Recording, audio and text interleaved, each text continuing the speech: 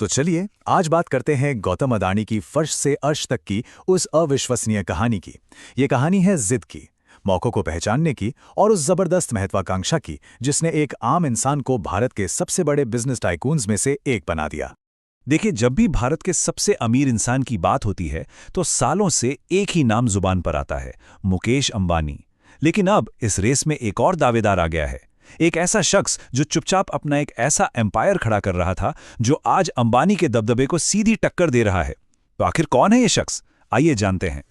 अंबानी के उलट जो एक बड़े बिजनेस परिवार से आते हैं, गौतम अडानी एक सेल्फ मेड इंसान है। बिल्कुल धीरूभाई अंबानी की तरह उन्होंने भी जीरो से शुरुआत की, सिर्फ अपनी समझ और कभी हार न मानने वाले जज्बे के दम पर। उनकी कहानी सही मायनों में भारत की एंटरप्रेन्योर वाली स्पिरिट को दिखाती है। अडानी का जो सफ़र है ना, वो किसी फिल्मी कहानी से कम नहीं है। ये गरीबी और मुश्किलों से निकलकर अपने अटूट इरादों के दम पर सब कुछ हासिल करने की कहानी है। और यही कहानी आज उन लाखों भारतीयों के लिए एक प्रेरणा है जो बड़े सपने देखने की हिम्मत करते हैं। तो कहानी शुरू होती है 1962 में अहमदाबाद के एक मिडिल क्लास परिवार से। गौतम अडानी ने बचपन से ही आर्थिक तंगी देखी। हालात ऐसे थे कि उन्हें अपनी पढ़ाई तक बीच में ही छोड़नी पड़ी और वो सपनों के शहर मुंबई आ गए।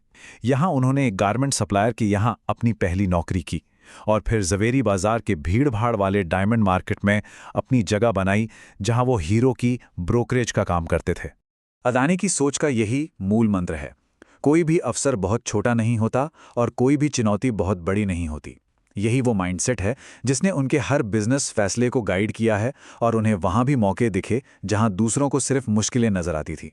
फिर आया साल 1981 और ये वो साल था जब किस्मत पलटने वाली थी। अडानी के बड़े भाई ने उन्हें अहमदाबाद वापस बुला लिया, जहां एक छोटी सी लगने वाली प्रॉब्लम एक ऐसा अवसर बनने वाली थी जो उनकी पूरी जिंदगी बदलने वाली थी। यही वो मोड़ था जो अडानी को कामयाबी के रास्ते पर ले जाने वाला था। तो प्रॉब्लम क्या थी? उनके भाई की प्लास्टिक कंपनी कच्चे माल यानी रॉ मटेरियल के लिए जूझ रही थी। मौका क्या था? कांडला पोर्ट से प्लास्टिक ग्रैन्यूल्स को इंपोर्ट करना। और नतीजा 1988 में जन्म हुआ अडानी एक्सपोर्ट्स का। और यही वो कंपनी थी जो आगे चलकर अडानी एंटरप्राइजेज और एक ग्लोबल एम्पायर की नींव बनी। अब अडानी एक्सपोर्ट्स तो चल निकला, लेकिन अडानी यहीं रुकने वाले नहीं थे। उनकी नज़रें बहुत ऊंची थीं।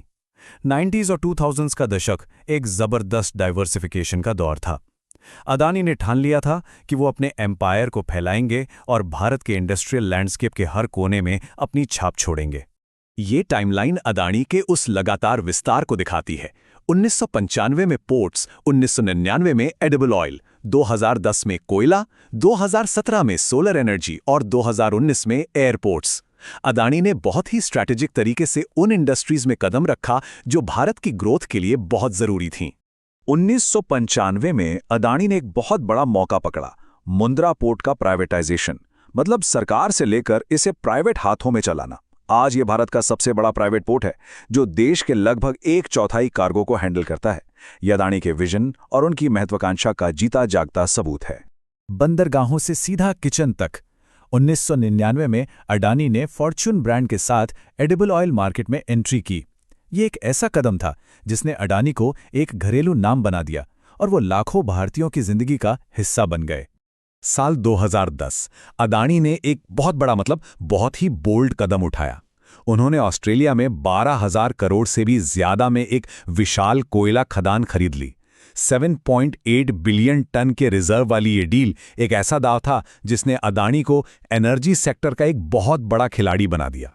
अब जरा इस नंबर पे गौर कीजिए, 76.5 करोड़ डॉलर। ये साल 2002 में अडानी एम्पायर की वैल्यूएशन थी। सुनने में रकम काफी बड़ी लगती है, लेकिन इसके बाद जो हुआ वो सच में हैरान करने वाला है। और फिर देखिए, सिर्फ 12 साल के अंदर 2014 तक ये वैल्यूएशन बढ़कर 10 अरब डॉलर हो गई। ये जो जबरदस्त उछाल है ना, ये अडानी की लगातार मेहनत और विस्तार के लिए उनकी कभी ना खत्म होने वाली भूख का सबूत है। जमीन और समंदर तो हो गया, अब अडानी की नजरें थी आसमान पर। उनका अगला टारगेट था भारत का एविएशन सेक्टर। 2019 में अडानी ग्रुप ने एक साथ 6 बड़े एयरपोर्ट्स के मॉडर्नाइजेशन और ऑपरेशन के कॉन्ट्रैक्ट्स जीत लिए, जिससे उन्हें भारत के एविएशन इंफ्रास्ट्रक्चर पे एक बड़ा कंट्रोल मिल गया। और फिर मुंबई इंटरनेशनल एयरपोर्ट में 74% हिस्सेदारी खरीदने के साथ ही अदानी आसमान के भी किंग बन गए। तो गौतम अदानी के इस तूफानी सफर से हम क्या सीख सकते हैं? मतलब उनकी सक्सेस का सीक्रेट क्या है? अदानी की कहानी असल में मुश्किलों को मौकों में बदलने की कहानी है।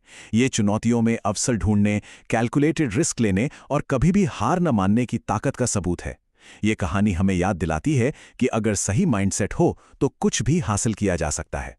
पोर्ट से लेकर पावर प्लांट्स और एयरपोर्ट्स तक गौतम अदानी ने एक ऐसा एम्पायर खड़ा किया है जो आज दुनिया के बड़े बड़े दिग्गजों को टक्कर देता है। लेकिन सवाल ये उठता है कि जो इंसान हमेशा आगे बढ़ने की सोचता है, उसका अगला कदम क्या होगा? अदानी की अगली बड़ी जीत क्या होगी?